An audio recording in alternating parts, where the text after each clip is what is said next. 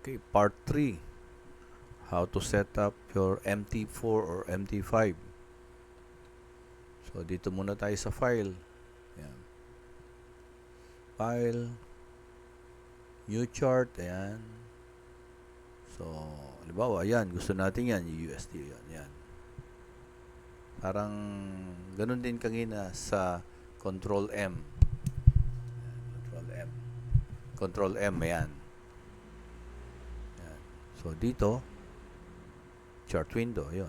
So, dumami na ng dumami. Pero, paano natin tanggalin yan? Right click. Dumami, di ba? Dumami. 3 na, oh. So, tanggalin natin. Right click, close. Right click, close. Ayan. Ayan. Right click, close. So, ulitin lang natin. Ayun, XAU UST. Chart window. Control M or close. Control M. Ayan, para mawala yung market watch. Again, ulit ko lang para mas matandaan natin. Then, dito sa template, price action. Ayan.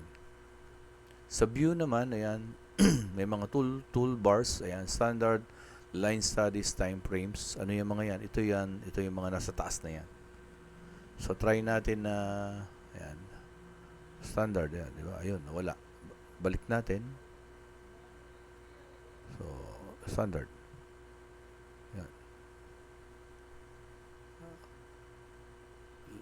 Time frames, ayan, nawala yung time frames, nawala, di ba? Balik natin.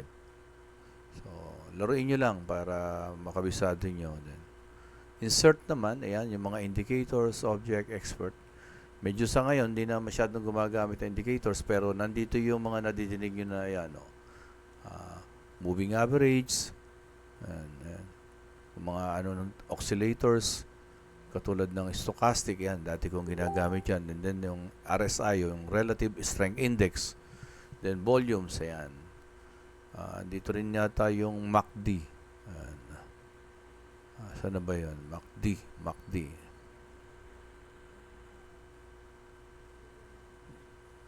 Moving average, convergence, divergence, yun.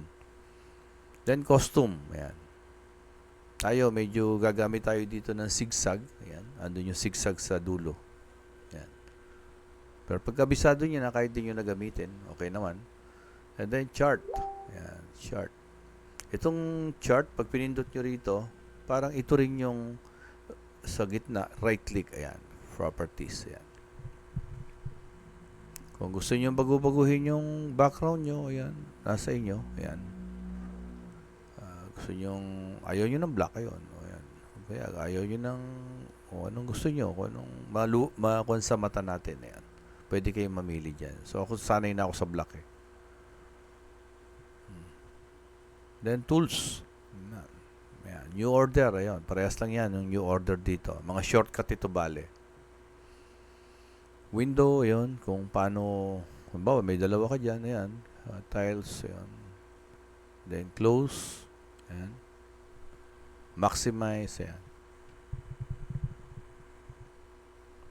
So, ito, price, nasa gilid. Ayan. Paano ba natin i-extract dito yung pips? For example, 325710. Ayan. 325710. Minus natin ang 324320. Paano natin malalaman yung pips? Kuha tayo ng calculator. Yan. Cancel natin yan. Ano yan? 327100. 3271. Yun. Kunin natin yun. Yan. Kunin. Ay, sobrang laki. Sorry.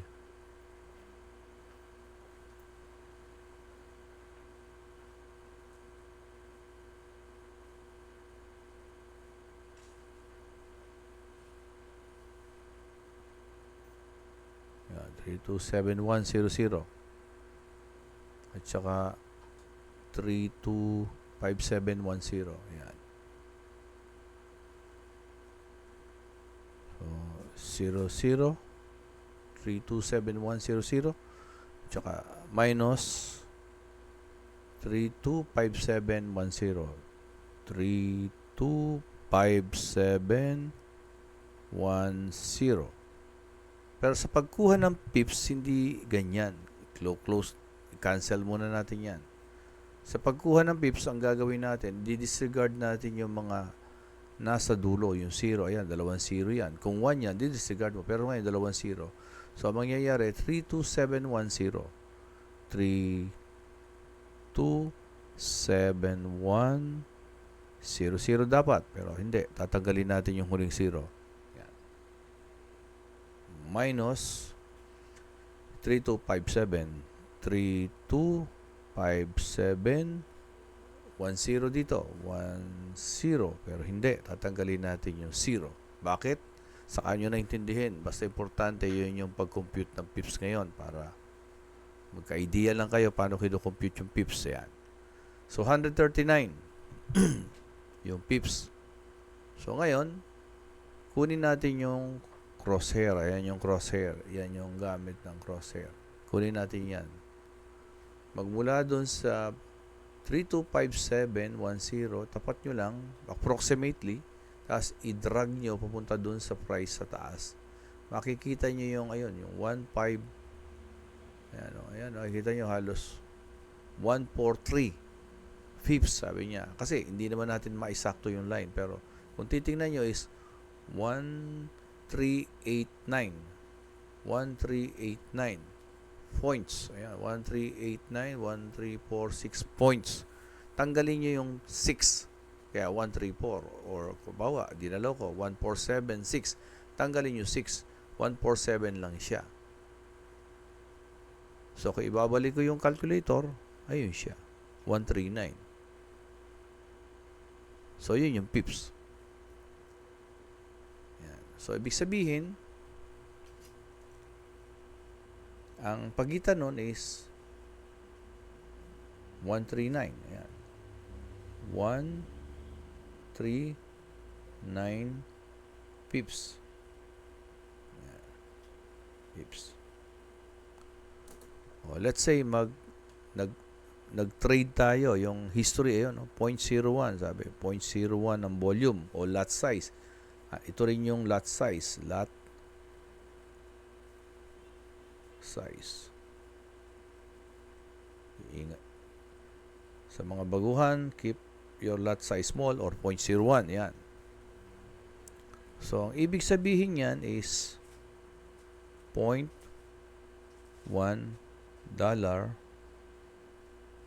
per pips.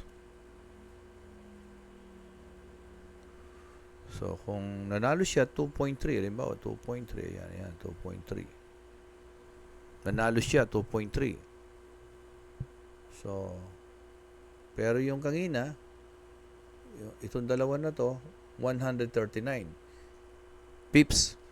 Kung i-multiply ko yan sa $1 o $0.1 per pips,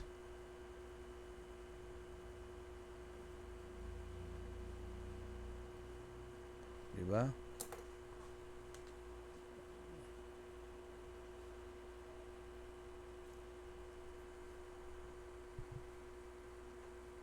$139 multiply by 0.1, bali 13.9 siya. Ibig sabihin, pag gumalaw yung market magmula dito, yan, at tumaas papunta ron, let's say, ang bias mo, buy, at nag-gain ka ng 139 pips, at ang volume mo is 0.01, ang lot size mo is 0.01, which is equivalent to $0.1 per pips. Sir, paano yun, sir? Basta, yun lang muna. So, 139 multiplied by 0.1, mananalo ka ng $13.9.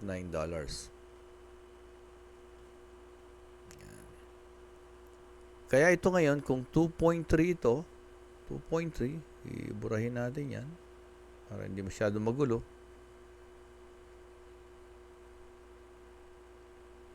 2.3 yung napanalunan sa history, ha.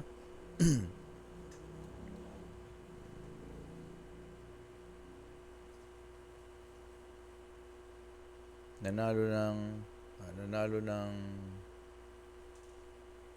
$2.3. Ang lot size is, divide natin to ngayon sa $0.1 per pips. Cancel yung dollars. Ilan pips ito ngayon? 2.3. So, 2.3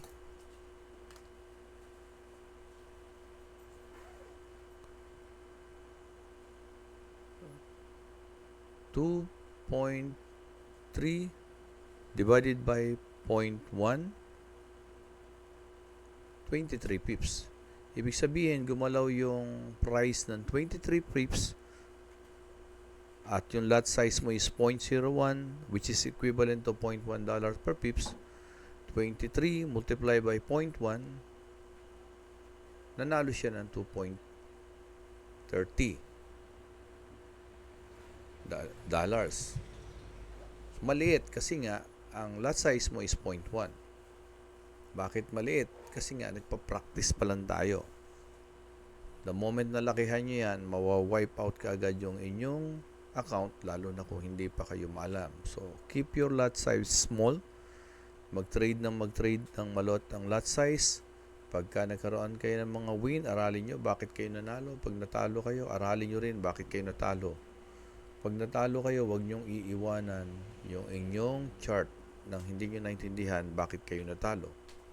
Kung nanalo kayo, huwag nyo rin iiwanan yung chart na hindi nyo naintindihan kung bakit kayo nanalo. Don't trade blindly. So, siguro may part 4 pa para do sa ibang mga tools, pero dahan-dahanin lang natin.